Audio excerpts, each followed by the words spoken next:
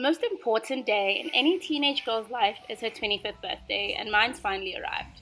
For my first quarter century, I planned a princess ball for me and my loved ones where I wanted to go as a Victorian Princess Tiana, though I think everyone interpreted this more as Cinderella. The first part of the series saw me fighting demons to make the skirt portion of this outfit, and now it's onto the bodice and accessories. In a first, I actually made a mock-up for this outfit out of calico. I used this as a pattern for both my outfits for the night. If you want to see the other one, you can check out my TikTok. I lined the bodice with a white quilting cotton, though upon retrospect, I wish I had used 2 layers of this. In line with traditional Victorian dressmaking techniques, I flatlined the cotton to my polyester taffeta outer. It was also really important for this to be lined in cotton since I'm a really pretty sweaty girl and I was going to be dancing and running around the whole night. I machined based these together wrong side to wrong side.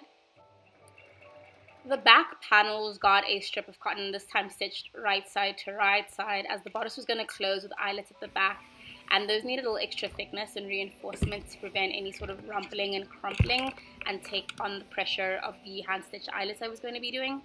From there, I pinned all of my panels together and I made sure I was going to stitch this up with a pretty short stitch. I love being able to fake a BBL whenever I can, so this garment was going to be taking quite a bit of strain, and I did kind of plan to tight lace a little bit since I wanted to be absolutely snatched, and I was also going to be wearing this over a corset, but a little strength everywhere you can put it never hurts. I clipped into the seams above and below the waistline since the rather dramatic hip curve or hip spring I put in led to a little bit of bubbling around at that point.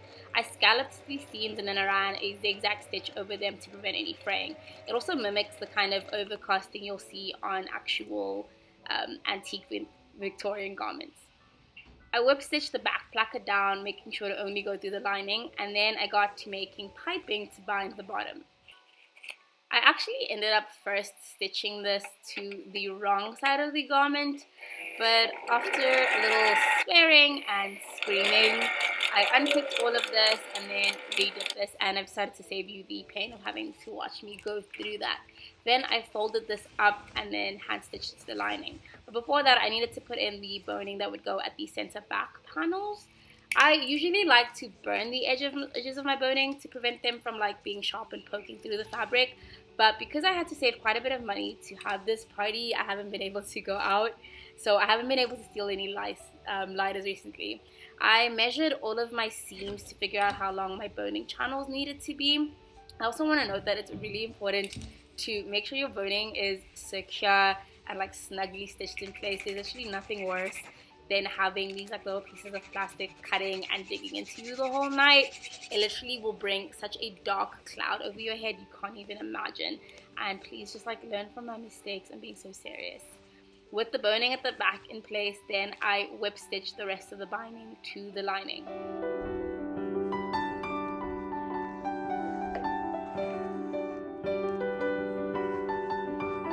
My first fitting made me realize my neckline was way too high, and if there's one thing I'm going to be doing, it's going to be having cleavage.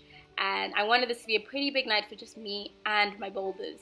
I also sewed cotton tape to the seams to make the boning channels, making sure to fold them over, and also making sure that my whip stitches were very close together for added strength, as you know, I mentioned my previous horror stories before.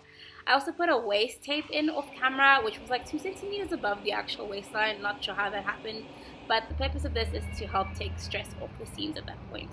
After cutting down the neckline, I finished that edge and the armholes with some pre-made binding. I also did eyelets off camera.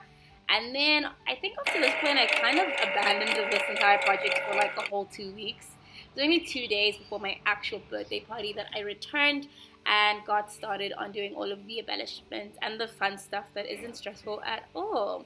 This design was also inspired by a gown that Bertha Russell wears in the Gilded Age, which you see for 2 seconds on screen, an absolute injustice, but it features a bunch of tulle draping sort of across the chest from the shoulders with flowers and other embellishments there that I really wanted to mimic for mine. This process was pretty free-handed. I just made sure to grab whatever leftover glitter tulle scraps I had, and then I draped them across the bodice.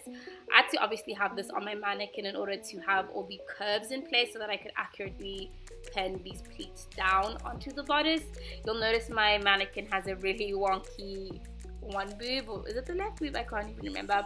which usually makes fitting hard, on top of the fact that the mannequin is like 1 or 2 sizes a little bit bigger than me, which is always a thing I have to like account for whenever I'm draping on it. I wanted the pleats to remain in place and be somewhat flush against the top, so I pinned these in place and then I stitched them down with a really tiny little prick stitch so that it would be practically invisible to the naked eye. Like, you actually have to be super in my business to see any of these stitches, and if you are, like, step back, I swear to God. I never really cared too much about the back of the garment since I can't see it, and that really feels like that's someone else's business. So for this part, I just added another long piece of tulle, stitched it down at the shoulders, and then left it to hang. Then I grabbed some fake flowers to add to the shoulders. These are actually ones that like sit in my lounge as decoration, but I figured there's no better use for them. These little purple flowers are actually a gift I got on my birthday last year, and I've actually been saving them for a special occasion, and they finally got some use, which is really nice. And I really like being able to carry things over from like birthdays and stuff, and I think this is now my 3rd year in a row actually making like a special costume for my birthday. I'll show some of the other ones I made on screen now. Then I fold up the rest of the shoulder embellishment with some beading. So Bertha Russell's gown definitely had more flowers than mine, but I didn't really feel like it was necessary for mine, and I just felt like a little bit of extra beading for this would suffice. I think I was listening to a really good podcast while I was doing this about the legacy of Jan Smuts, and I found out that he was actually one of the leading contributors to creating the League of Nations, which is really cool. Turns out he was more than just the street where my favorite restaurants and bars can be found. And with all of that complete, I could finally head to the really beautiful mansion that I rented out for my birthday party and like go enjoy my night.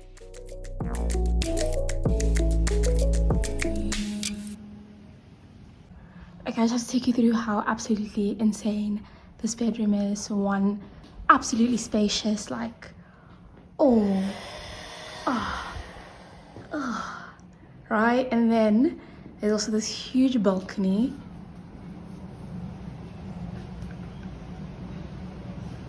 You can overlook the balcony on the other side.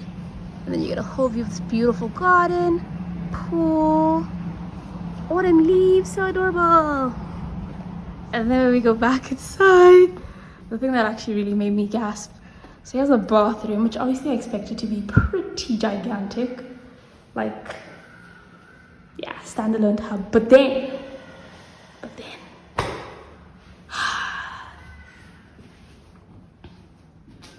like a whole walk-in closet.